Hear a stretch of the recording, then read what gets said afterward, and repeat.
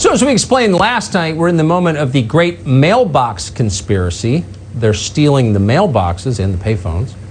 So once Donald Trump makes off with all the mailboxes and you can't vote, what kind of election can we have? And by the way, what effect is the coronavirus having on this race? Bill Hemmer has been studying all of this. He's at the big board for us tonight. Hey, Bill. Nice to see you, Tucker. Good evening to you. This is the heat map, okay? The redder your state, the more trouble you've had with COVID. I look at this map here and I think about the election, Tucker. I think about battleground states and where the elections are decided. I think about Florida and I think about Arizona. Well, here is the trend we're finding here in Florida. A lot of numbers on the board here. Just think about this one down here. It's the percentage of change of cases in 1 week as of yesterday. We're going to go back in time here, Tucker. Again, watch this number. A week ago, it was 9%. Prior to that, the number was 14%. Now we're in late July, we're at 20%. We continue to go back July 20th at 28%. And then a month ago, mid-July, at 37%. The reason I'm showing you that, Tucker, is watch this number now. You come to current day, and the number is significantly lower. Florida now has flattened the curve, and they're on the backside of that. Remember, after the scare we got during the summer. Same case for Arizona. You can go back and look at this number as well. You'll see the percentage change that they've done in Arizona. Again, the numbers are improving in both states right now. Whether or not that has an effect on the election, we shall see on that. But you talked a lot about mailing, vote by mail. These are the 9 states in Washington, D.C., that will send a ballot to voters living in the states. That number is going to go higher, too. Montana's thinking about it as well. For reference, in 2016, 33 million Americans voted by mail or absentee out of 140 million cast. Tucker, they think that number could be 80 million as of today in 2020. Wouldn't surprise me at all. Bill Hemmer, thanks for that. Sure. So as you know, Democrats have told you that Donald Trump is up late stealing your mailboxes. That conspiracy has now ballooned into an all-out panic on MSNBC.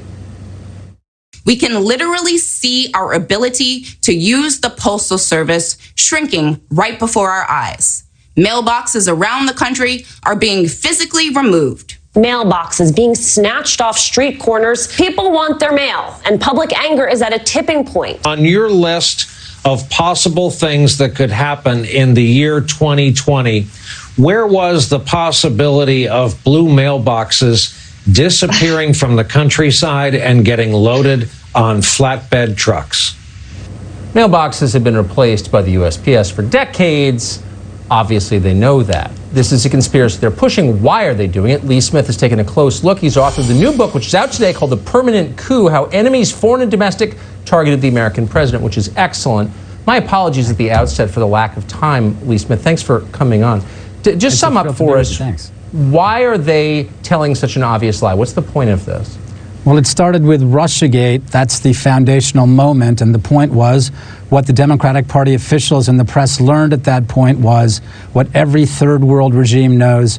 If you tell a lie big and destructive enough and you get people to believe it, they will believe anything. So now we've seen a series of these different information operations, starting with Russiagate, turning into the Mueller probe, turning into Ukrainegate, impeachment, the weaponization of the coronavirus, down to the riots ravaging American cities, and finally we have the mailbox conspiracy theory. The real issue here is not just if you can get someone to believe it, to believe anything, but if you can get them to do it, and that's the real danger here. What this is pointing at, and it appears to be pointing at, delegitimizing the election beforehand in the event Trump wins and laying the groundwork for conflict. So we may be moving into, as ridiculous as the mailbox conspiracy theory patently is, it looks like we may be moving into very dangerous territory in the upcoming months.